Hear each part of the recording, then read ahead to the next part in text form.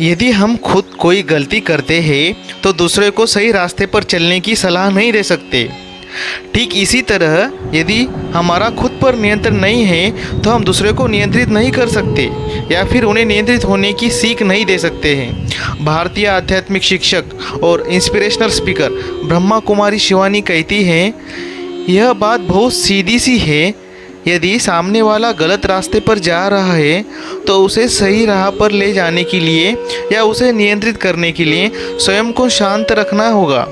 अक्सर हम देखते हैं कि यदि कोई बच्चा गलती करता है तो माता पिता उस पर चिल्लाते हैं।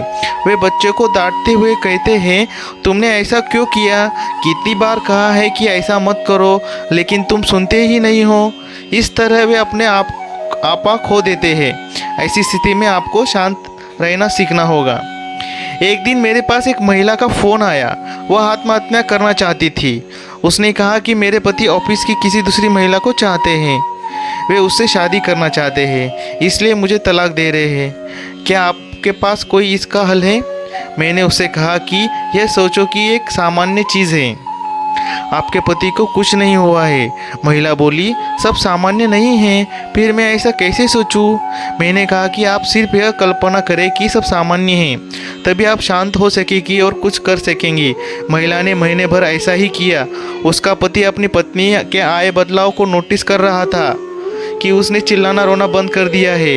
एक दिन पति ने कहा कि मेरा तबादला अमेरिका हो गया है, मेरी दोस्त का तबादला भी अमेरिका हो गया है, हम दोनों वहाँ जाकर शादी कर रहे हैं। अब महिला को अपने पति को रोकने का कोई रुचि नहीं रह गई थी। उसने कहा कि अब मैं अपना ध्यान स्वयं रख सकती हूँ, मैं नौकरी कर सकती हूँ, अपने माता पिता के साथ आराम से रह सकती हूँ, इसलिए तुम जा सकते हो। उसका पति चला गया। 2 महीने बाद उसने पत्नी को कॉल किया और कहा कि मैंने जो भी तुम्हारे साथ किया उससे लिए मैं शर्मिंदा हूँ। क्या हम दोबारा एक हो सकते हैं? महिला ने हामी भर दी। हम दोनों पति पत्नी को साथ रहते हुए 4 साल हो गए हैं और उनकी प्यारी सी बेटी भी है।